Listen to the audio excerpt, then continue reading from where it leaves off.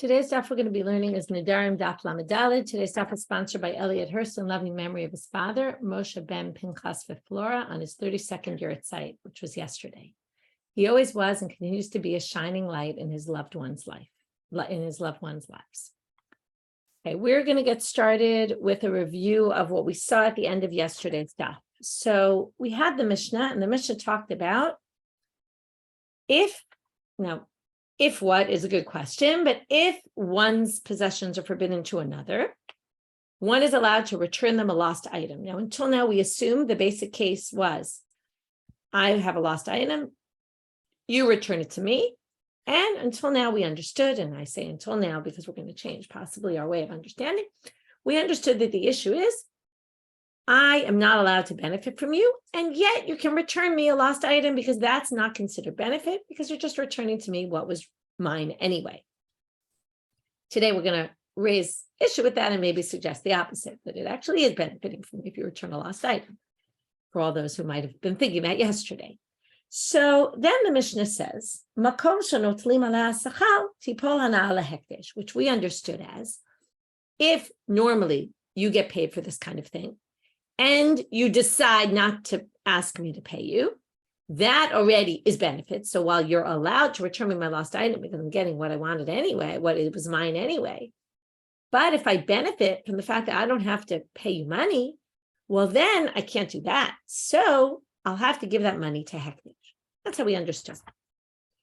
Then we got a little bit, kind of raised a little bit of issue with this when we got to the end of yesterday's Gemara. As we saw the pligi ba Rabbi Ani for Rabbi Asi. I'm going to start sharing the screen and using the study guide today that will be helpful.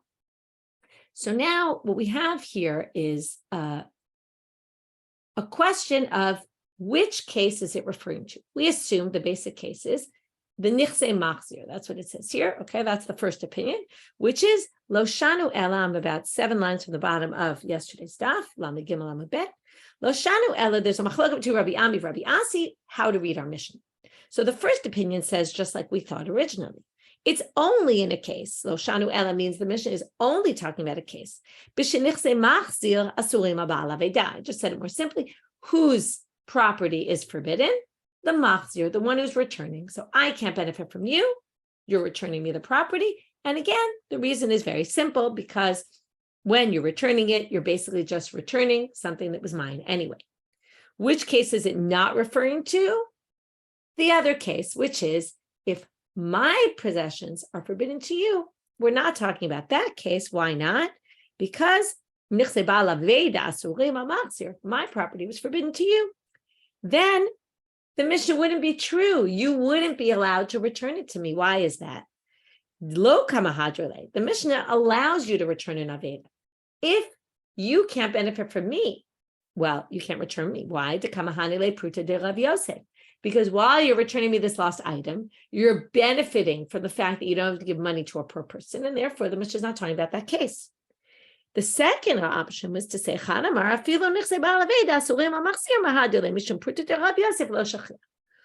to the second reading, it's actually referring to both situations. Both situations, whether I am forbidden to you or you are forbidden to me, there's no benefit. Number one, there's no benefit when you return it to me if I can't benefit from you, because it's just my own. I'm not benefiting you in any way, and therefore, if my possessions were forbidden to you, it wouldn't be a problem either, because we're not worried about this rare circumstance where you'd happen to be a poor person asked you for charity exactly as you're returning the lost item. So you can't really count that as a benefit. So the second approach was to say it applies in both directions. Now comes the Gemara, and I'm letting you know now, I'm reading it according to the girsa that it says in our Gemara. Some people have a different version, and the Ran actually reads this differently. And you'll see why, because it's a little bit complicated and it's not so clear cut. We're going to go with the girsa that our Gemara has, which a bunch of the commentaries explain. Okay, here goes. Tnan. Now, if you remember, the Mishnah had 2 parts. Part number 1 about this was you can return the lost item. But then there was this additional issue, which is if normally there's money being transferred, the person who returns the lost item makes money on the deal or gets paid for it, then the money has to go to hekdesh, which we understood when we read the Mishnah. Again, we read the Mishnah according to the first opinion, that it's only I can't benefit from you. And then the money that goes to hekdesh is if you basically decide not to charge me, then the money would have to go to hekdesh. But our Gemara now doesn't really like that reading. Tanan. Bishlama, now they're going to say, Bishlama is a structure which basically says this works with one, it doesn't work with the other. Bishlama lamanda amal, afilu b'shenichse ba'al aveda, asurim amachzir nami mahader. It only works with the second version that says even it applies in the other case as well, meaning it goes in both directions. Why?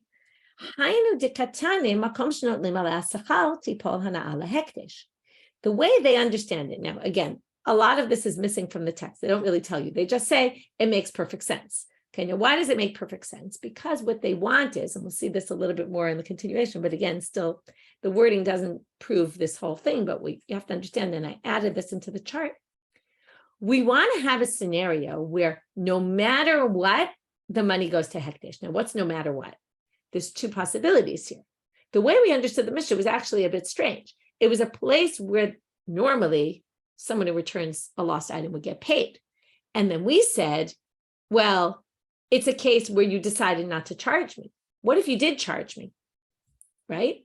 So what they want to read the Mishna as, no matter what happens, again, depending on the scenario, money might go to hekdesh. So we have option number one, which is the option we discussed, which is you decide not to charge me.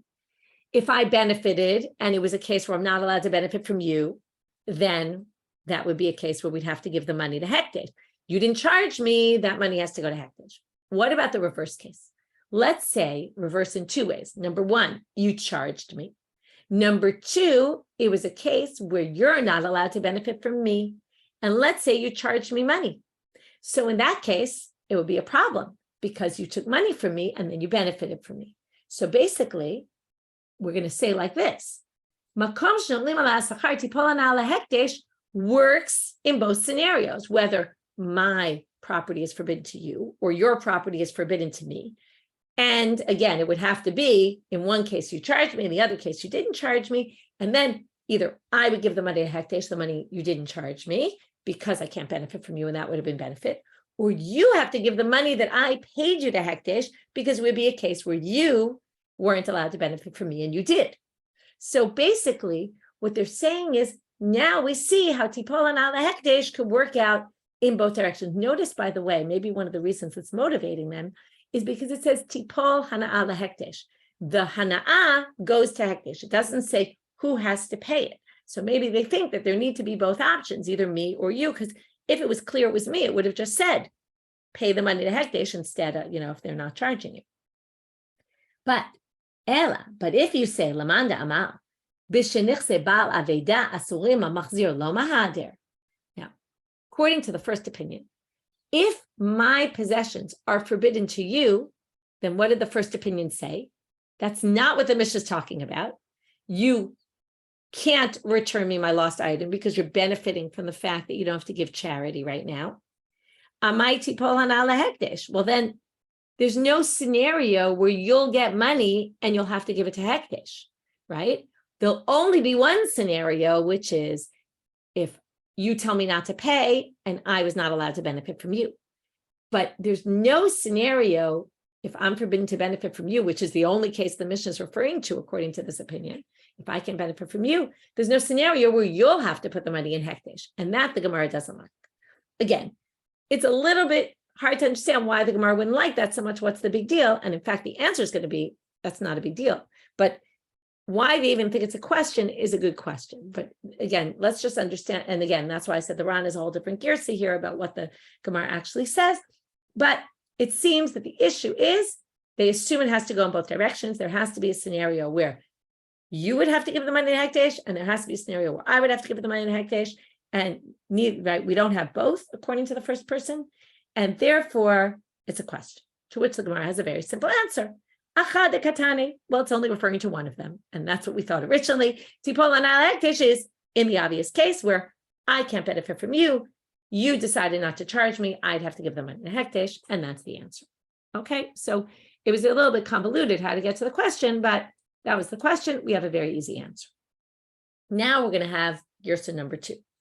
That flipped entirely from what we thought originally. Again, before we move on and get to Girsa number 2, let's just make sure we have Girsa number 1 straight. Rabbi Ami and Rabbi Asi disagree. One thinks it's only in the case that we originally started with, which is, I can't benefit from you.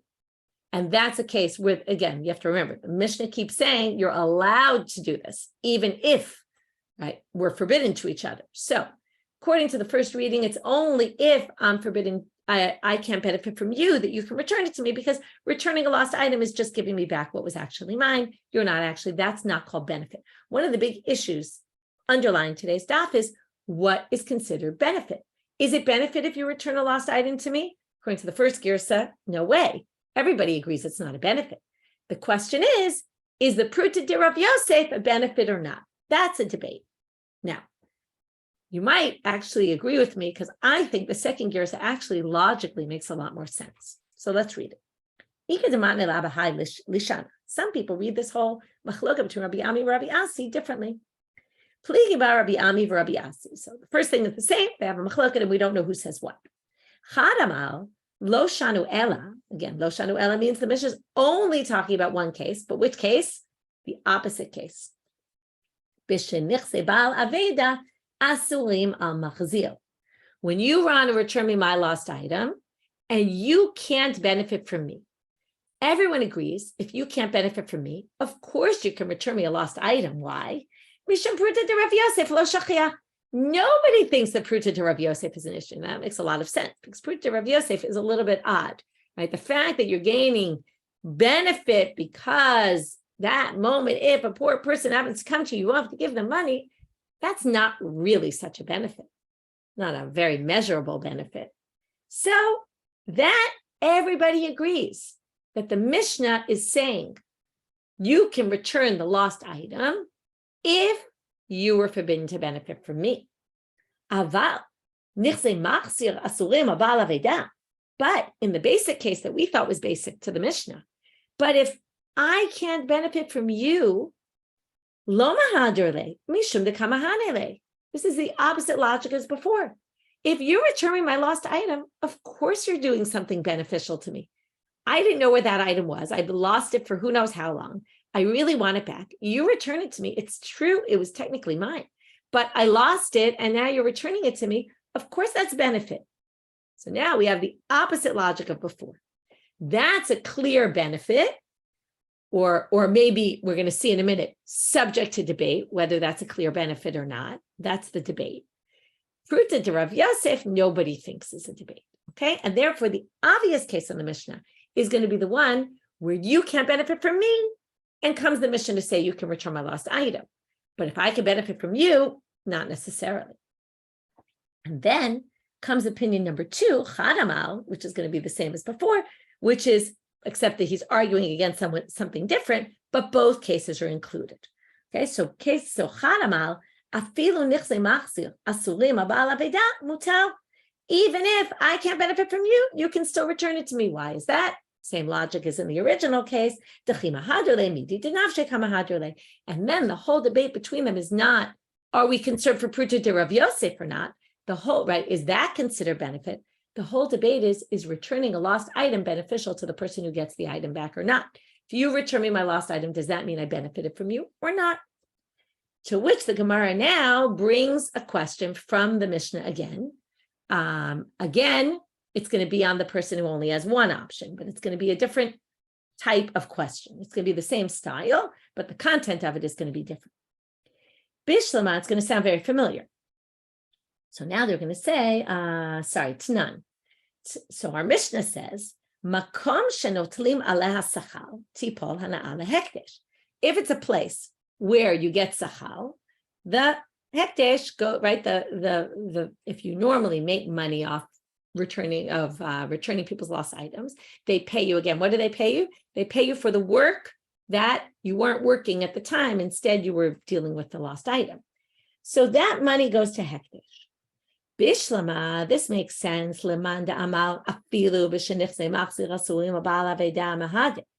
In both scenarios, you're going to return it. Why? Because it includes the case, the original case we talked about. I can't benefit from you.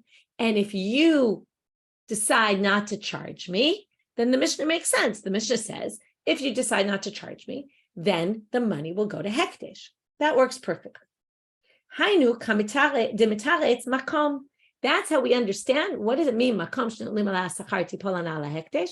It means that if I can't benefit from you and you didn't charge me, this is how we understood it the first time, and you didn't charge me, I take that money and I send it to the Beit HaMikdash because I can't benefit from it. But here comes the problem.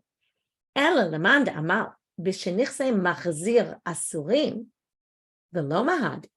But according to the first guy who says that if I was forbidden to benefit from you, then you actually are not allowed to return me the item because you're benefiting me, then hechem mitaretz makom. What would be the case? There is no case of makom shenolim sachar tipol hana ala hekdesh. Why? Now, again, this is going to disagree with the logic we said in the first case on the two cases, and I'll explain in a minute. We have two possibilities. Either I paid you or I didn't pay you, right? So before we said, the obvious is if I didn't pay you and you said you don't have to pay me, then obviously the hana'ah goes to hekdesh, in which case, in the case where I'm forbidden to benefit from you. Now, according to this opinion, that's not even an option, because if I can't benefit from you, you actually can't return me the lost item because that's considered benefit. So that can't be the meaning of makom according to this reading. What's the other case we talked about? Makom shenolim sachar tipol ala hekdesh. If I paid you and you're not allowed to benefit from me, which is exactly our scenario here, and this person's opinion, which is nichse ba'al avedar forbidden. My possessions are forbidden to you. If my possessions are forbidden to you and I pay you money, so that could be a good way to explain the Mishnah, right? I pay you money, that was benefit for you, you have to now give it to hekdesh. But the Gemara now in this version says, no. That is not benefit, that is not allowed. That is not need to go to hekdesh. Why? Because the same way we said before that if I return your lost item, if you return my lost item, you're just returning what was rightfully mine anyway. So likewise here, the Gemara understands that if I pay you, okay, you didn't go to work that day, right? You basically didn't go to work. You dealt with my lost item and I pay you now for it. Now, this is the scenario. Remember, according to this opinion, you're not allowed to benefit from me. I paid you. Does the money have to go to hekdesh that I paid you? So according to the Gemara now, no. Why not? Because you got what you were deserving of. All you got was the money you lost, right? I basically, it's like what we saw before. If I prevent you from losing, right? This is really, you would have lost money. So I'm just giving you the money that you were deserving of. That's not called hana'ah. Hana'ah is beyond what you were deserving of. I give you a gift. I gave you something that wasn't yours. That money was yours to have. That's not hana'ah. So basically the Gemara says, if your only scenario in the Mishnah is, which is one of, that opinion, that you can't benefit from me, and in that case, you can return me the lost item, but you can't benefit from me, there is no case of tipol ala hekdesh, because you're actually allowed in that scenario to get money back, and that's not called benefit. So basically, heichi mitaretz makom, according to you, who says it's only in the case where you are not allowed to benefit from me, there is no scenario where the money will go to hekdesh. So now we're stuck. And therefore, they say, Kashya, this reading, the second girsa, really doesn't make sense, which in my mind is a little bit unfortunate, because I think logically, this girsa made a lot more sense. Because again, it said the benefit is really, right, the whole debate is what is considered benefit or not. And according to the first reading, it was clearly obvious that benefit is not getting your lost item back. And the only question was pruta de Rav Yosef. That was the machloket between the two opinions. In this reading, it was much more, I thought, logical, which is the debate is getting a lost item back, is that considered benefit or not? Pruta de Rav Yosef, nobody really thinks that's benefit. Okay, and that I think makes a lot more logical sense. And maybe even the Gemara thought so, which is why they brought this girsa. However, it didn't stand the test of the Mishnah, because those words then became meaningless or no place for them to really make sense according to the second reading. Now, of course, according to our first reading, we could have them make sense. We could say that maybe, just like returning a lost item is benefit, perhaps paying you for your services is considered benefit, right? Again, the Gemara didn't think so, but maybe one could make an argument that maybe that could be considered benefit, in which case, again, that means if you can't benefit from me and you return me my lost item, and then, right, again, it was benefit from me, but that doesn't matter because the case was not that I couldn't benefit from you. But when I pay you, that money would have to go to Hekdesh because you're not allowed to benefit from me, and that's considered benefit. The Gemara doesn't view it that way, but perhaps it could be a possibility. Okay, that was the first part of today's daf. Now we're moving on to Amud Bet. It's a nice organized daf. Amud Aleph, one topic, Amud Bet, a second topic. And in fact, we're going to have two topics which seem very unrelated. The Ran will connect them in a minute. This first topic seems entirely unrelated, and the Ran is going to give an explanation as to why it's here. But we're now mamash off topic.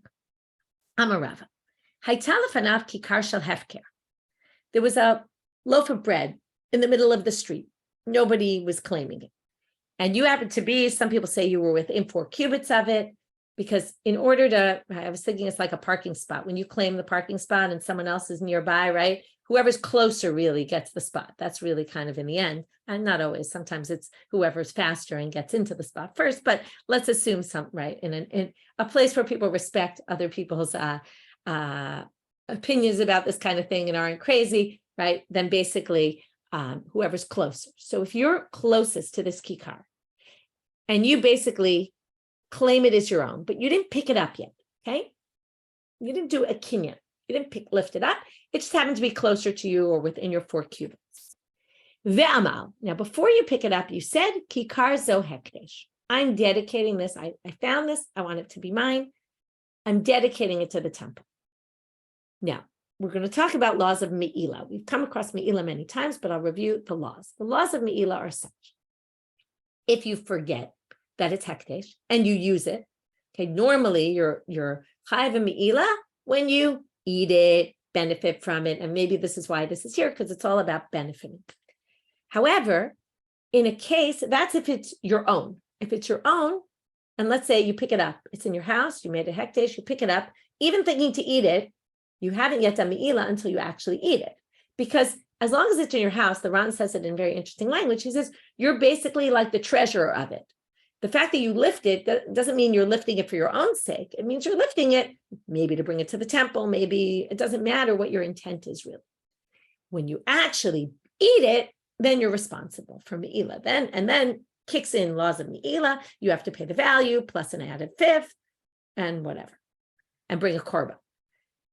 But if this was ownerless and you just took possession over it by saying that's mine, okay, pointing to it, I don't know, something, no real kinyan yet. And then you made it hekdesh immediately, before you even took it into your possession. When are you going to be liable for meila? When you lift it up. Because when you lift it up, you're not acting as a treasurer on its behalf. You're basically acquiring it as your own. So according to this, it depends why you lift it up. Here, the intent becomes important. So the Rava says, Netalala ochla ma'ala fikula. As soon as you lift it up to eat it, that is basically making a kinyan and saying, this is mine and I'm going to use it for my own sake, which means not for the temple's sake. Obviously, again, this is all if it's accidental, you forgot, okay? But between the time you said this is hekdesh, you forgot that you did that. You then lift it up to eat. The moment you lift it up, you did meila and you're liable for the entire amount of the item. You've already, okay, so if it was a loaf of bread worth, $4, you're now liable $4 plus a fifth to the temple. But if you lifted it in order to give it to your children, in other words, you told your children, I'm giving you this for inheritance. Okay, it's a little bit of a strange thing to give a roll for inheritance. It's not going to last very long, but let's forget about the fact that it's a loaf of bread. But if you give it to your children, then, in other words, not that you picked it up to eat for your own sake, that you plan to benefit from the entire thing. You're going to be paying meila for the entire thing. If you pass it over to your children and you say, I'm giving you this for inheritance when I die, but again, no one's benefited from it yet, and no one's planned to yet. They're getting it as inheritance. So what have I done? I've benefited, but how much have I benefited? I've benefited I've benefited the value of how much I gain from telling my kids that I'm giving it to them for inheritance. Let's say I have a nice ring and I tell one of my daughters, when I die, that will be yours, right? So she's very happy right now that I told her that. Is it the value of the ring? No, it's a certain value of the fact that she knows, right? We talked about Tabanana with the Kohen, right? When you give Truma to a particular Kohen, the fact that you gave them, now the Truma is theirs, it anyway was going to a Kohen, but the fact that you chose him gives you a certain amount, that there's monetary value there. Whatever that value is, again, you have to evaluate how much it's worth, but whatever value it is that I told my child, they will get this when I die, that benefit that now I have this, they're a little bit indebted to me, that's the amount that I moa. Okay. Why this is here, very unclear, as I said, but we'll talk about it in a minute once we get to the next section, which is right now. So now Rav Chiya bar Avin asked Rava a question. Okay, this is the same Rava who just said this halacha, but I'm not so sure that's why it's so connected, although maybe it's a little bit, we'll see how the Ran connects them. Ki kari alecha. If I forbid, now we're back to the laws of Nedarim. I say, my loaf of bread, specifically my loaf, not this loaf, my loaf of bread is forbidden to you. Unitanalo b'matana. And I give it to you as a gift. Mahu. What's the story? When I give it to you as a gift, it's no longer my loaf. It's now your loaf. So the question is, when I said my loaf, was the stress on mine and only while it's mine? Okay, let's read this inside. Ki kari amar lo. We're going to see the two sides. Is it because I said my loaf? Is that the stress of the sentence? Again, it's all about what did I mean when I said ki ite b'reshute hudasu. And only when it's in my reshut is it forbidden. So as soon as I give it to you, it's yours. And you can do with it what you want because the neder is no longer there. It's no longer my loaf. Once I give it to you as a gift, it's your loaf. O dilma alecha amrale. Or were you basically saying my loaf is forbidden to you, meaning to you forever? Now it's my loaf. It doesn't matter whose loaf it is later on. This is forbidden to you forever. Ilave shaviti hekdesh. Right? And then you basically made it hekdesh for that person. Again, hekdesh meaning, the general, forbidden to you forever, not hekdesh like it belongs to the temple, but for you, it's as if it belongs to the temple. So first, before we go on to an answer, we're going to read the Ran in the Dibor Matchil Lahorisha Lebanav Ma'alefi Tovanana Ashaba. About halfway through there, the Ran says, the fact that we brought this statement of Rava here, the first one about the meila, mishum didam yalei lahach baya debai minei Rav Chiya bar Avin.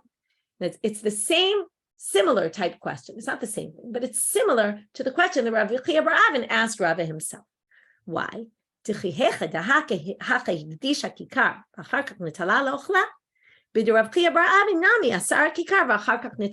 both situations where first you did one thing with it, and then your next action seemed to undo the first action, right? Again, the ramifications are totally different, and maybe it requires more thought in terms of the whole similarity. But in one place, you said this is hekdesh, and then you wanted to eat it or give it to your children. In this case, you said this is forbidden to you, and then you gave it to them. So the question is, right, in the first case, obviously you undid it, but it was by accident, and then, laws of meila kicking because you did the opposite. In this case, you did the opposite. The question is, what did you really mean in the beginning? Did you really mean the opposite, or did you maybe not mean the opposite?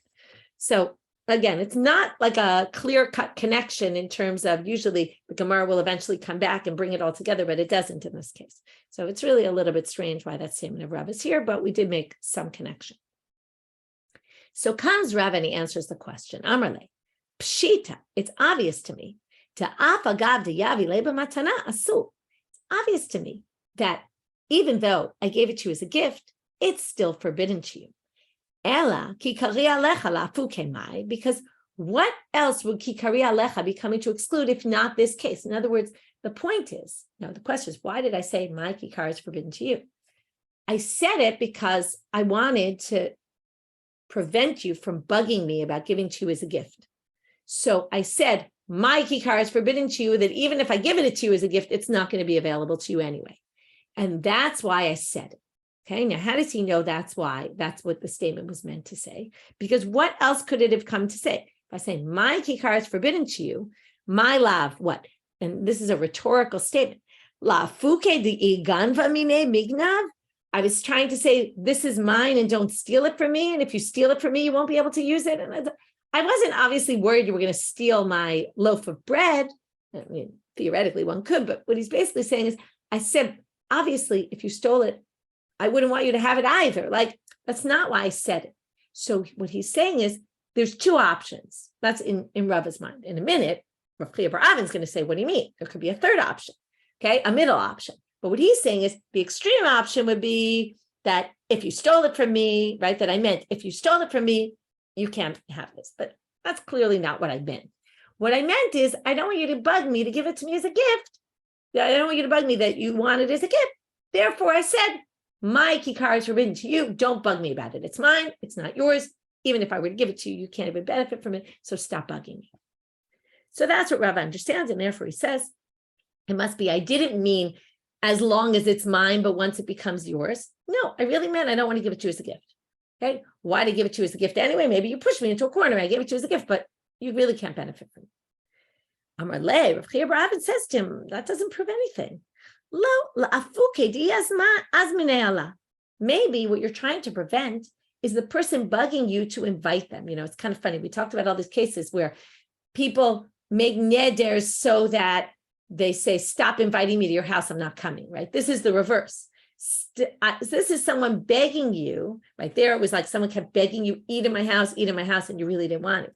This is the reverse. This is someone saying, I beg you to invite me to your house. So what do you say? My kikar is forbidden to you. And therefore, stop bugging me about inviting you to my house because you won't be able to eat in my house anyway. So that could be what it's coming to exclude. But if I decide to give it to you as a gift, where then it'll be in your possession. In other words, it wasn't the kikar that was so important to me. It was that I didn't want you bugging me to invite you to my house. But maybe I'll give it to you as a gift at some point. You know, that's something else. And maybe I was saying, my kikar, as long as it's in my house, all the stuff in my house is forbidden to you because I don't want to invite you to my house. But it doesn't necessarily mean if I gave it to you as a gift that you couldn't use it. So Rav Chiya bar Avin basically undoes or at least questions Rava's proof and says that's not necessarily good proof. Okay, we're going to continue along this. I have an 8 today, a question on this in tomorrow's stuff, and then we're going to have some other questions that come up in the Gemara. One will relate back to meila, maybe another connection to the meila case of Rava. So again, what we saw today was we started with these two approaches to how to understand the Mishnah. What's the case in the Mishnah with machzir lo aveda? Which direction? Who's forbidden to who? We saw there's a machloket, whether it's one case or two cases, but then we saw there was a debate about which was the one case that was obvious and what was the machloket about that. And then we had this other, again, seemingly unconnected cases, one about hefker, that when does meila kick in? When you took something from hefker, and how much meila do you have to pay depending on what you intended to do with it, whether to use it for your own sake or pass it on to your children. And then we had this question about if you say, my kikar is forbidden to you, what did you mean by those words, my kikar? As long as it's my kikar, it's forbidden to you. If I give it to you as a gift, no. Or am I trying to prevent any gift from happening? And therefore, when I say my kikar, it means my kikar, no matter when, forever, my kikar will be forbidden to you, whether, I give it to you as a gift or not, it will always be forbidden to you. And I'm really trying to preclude this gift and maybe you bugging me to give it to you as a gift. So there was a debate about that, whereas Rava and Rav Chiya bar Avin were of differing opinions about how, or at least, again, Rav Chiya bar Avin asked the question, Rava gave an answer, and then Rav Chiya bar Avin said, I'm not convinced by your answer. So that's where we're left at in the middle of the sugya for the end of today's class. Have a great day, everybody. And reminder that there's no Zoom on Wednesday morning, but there will be class as usual. It will be up in the morning, early in the morning, and you can listen as usual. Have a great day, everyone.